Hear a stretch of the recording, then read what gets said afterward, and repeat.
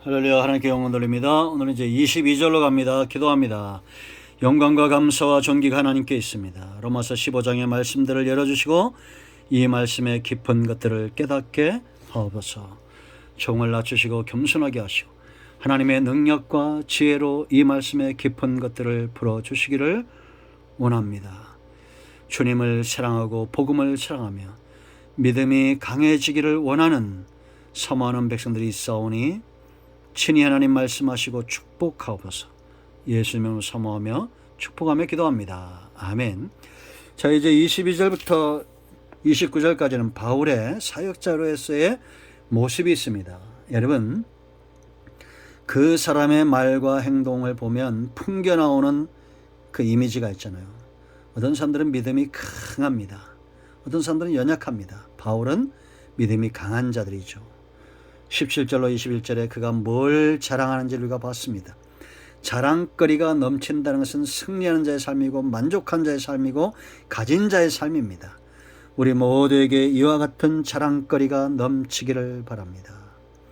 예수 안에 있는 것을 자랑하고 하나님의 일하심을 자랑하고 예수 그리스도를 통해서 자랑하고 복음을 자랑하고 언약의 신실함을 자랑하고 성경은 자랑거리가 넘칩니다. 왜냐?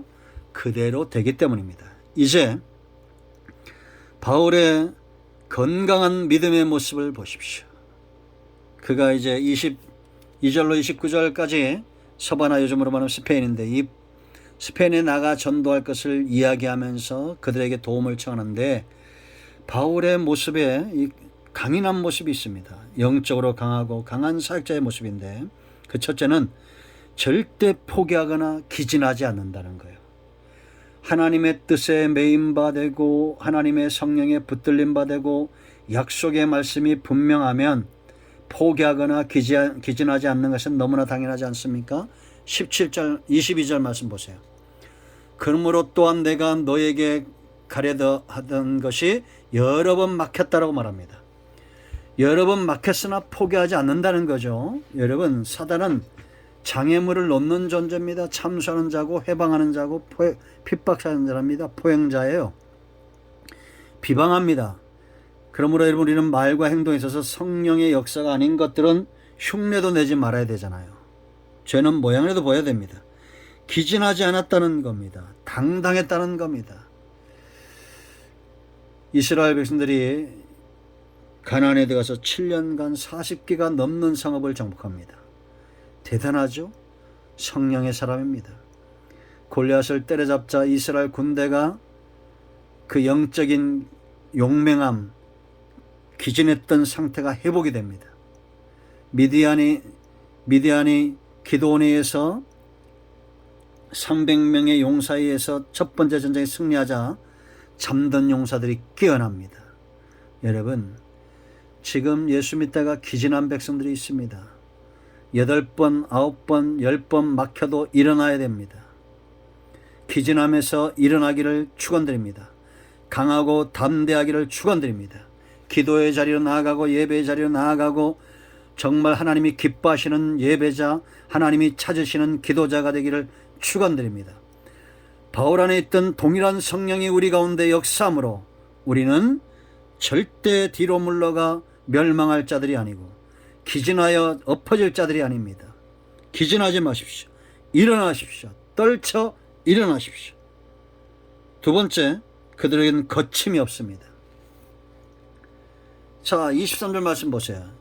이제는 이 지방에 일할 곳이 없고 또한 여러 해 전부터 언제든지 서반으로 갈 때 너에게 가기를 바라고 있었으니 이라고 말합니다.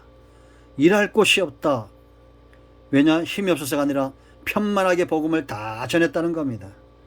가는 곳마다 거침없이, 여러분 고린도서 11장에 보세요. 그가 얼마나 많은 고통을 당합니까? 산의 위험, 강의 위험, 강도의 위험, 매를 맞고 죽임을 당할 만한 그런 위험들을 얼마나 많이 당합니까?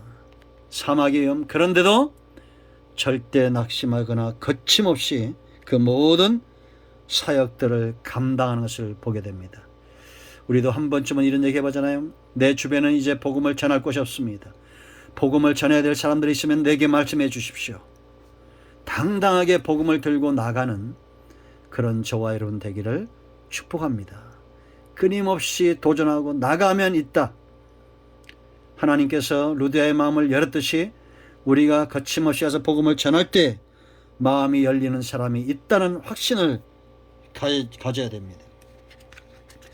바알 앞에 뛰쳐나가는 다윗 보세요 여러분. 제가 자주 말씀드리지만 거침이 없잖아요. 이들은 철저하게 하나님 편에 선 자들입니다. 자, 24절 말씀. 이는 지나가는 길에 너희를 보고 먼저 너희와 사귐으로 얼마간 기쁨을 가진 후에 너희가 그리로 보내주기를 바람이라. 할렐루야. 어느 편에 섰다고요? 하나님 편에 서 있다라는 겁니다. 이게 어떻게 할 수 있느냐? 지금 바울이 로마 교회에 가고자 하는 이유가 분명합니다. 서바나로 갈 때 기도만 요청했겠어요? 연보도 요청한 겁니다.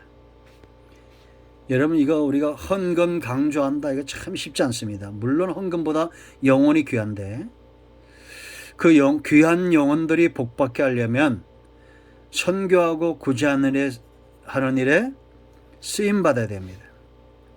그러면 바울 같은 복음의 능력과 성령의 역사와 지혜가 필요하겠죠.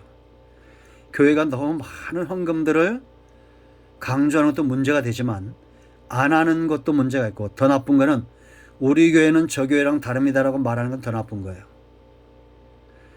다르다는 것은 그냥 삶으로 보여줘야 됩니다. 자, 여러분, 그러나 철저하게 우리가 헌신을 강조할 때 하나님 편에 서 있어야 된다는 겁니다. 바울이 지금 그와 같은 태도를 취하고 있는 거예요. 로마 교회를 회심하기 위해서 자기 혼자 가지 않고 하나님 편에 서고 하나님 편에 선 자들을 불러 모으는 겁니다. 이게 미디안이 쳐들어왔을 때 기도원이 했던 방법이 뭡니까? 지파마다 사람들을 소집하는 겁니다. 그리고 소집된 자들 가운데 하나님이 300용사를 세우셨어요. 이들은 철저하게 질서를 알고 하나님 외에는 두려워하는 게 없고, 아무리 목이 말라도 개처럼 물을 하려는 일에 집중하는 것이 아니라 군인처럼 그 정신을 잃어버리지 않는 자들이었습니다. 하나님 편에 서 있는 자들이 일어나야 됩니다. 철저하게 재물도 세상도 그 누구도 아닌 하나님 편에 서 있는 자들, 사역자의 모습입니다. 28절 29절, 주님이 일하실 것을 확신하고 있다라는 겁니다. 자, 읽어보겠습니다. 바울이 어떤 확신이 있었는지. 그러므로 내가 이 일을 마치고 이 열매를 그들에게 확증한 후에 너에게 들렀다가 서바나로 가리라. 내가 너에게 갈 때는 그리스도의 충만한 복을 가지고 갈 줄 아노라. 참 놀랍잖아요. 내가 가면, 우리가 1장 11절인 대로 바울은 자기가 가지고 있는 은사로 로마 교회를 견고히 세울 걸 확신했고, 오늘 28절의 열매를 확신하고, 그리고 충만한 복을 가지고 갈 것을 확신하고 있다는 겁니다. 바울에게서 배울 이러한 태도입니다. 아멘. 여러분이 가는 곳마다 어둠은 물러갈 것입니다. 빛의 역사가 나타날 것입니다. 열매는 맺혀질 겁니다. 반드시 그렇게 하셔야 됩니다. 하나님이 우리를 통해서 온 땅을 복되게 하는 것이 하나님의 구원의 계획이고, 열매를 맺는 것이 우리가 예수 그리스도에 붙어있는 가지의 사명입니다. 우리 모두에게 이와 같은 사역자의 확신이 있기를 축복합니다. 아멘. 기도합니다. 하나님, 이 말씀대로 되게 하옵소서. 예수님의 이름으로 사모하며 축복하며 기도합니다. 아멘. 이제 선포합니다. 나사렛 예수의 명은 우리 가운데서는 모든 흑암과 어둠의 영들은 묶임을 놓고 떠나갈지어다. 온 영과 온 마음과 온 육체는 치유되며 회복될지어다.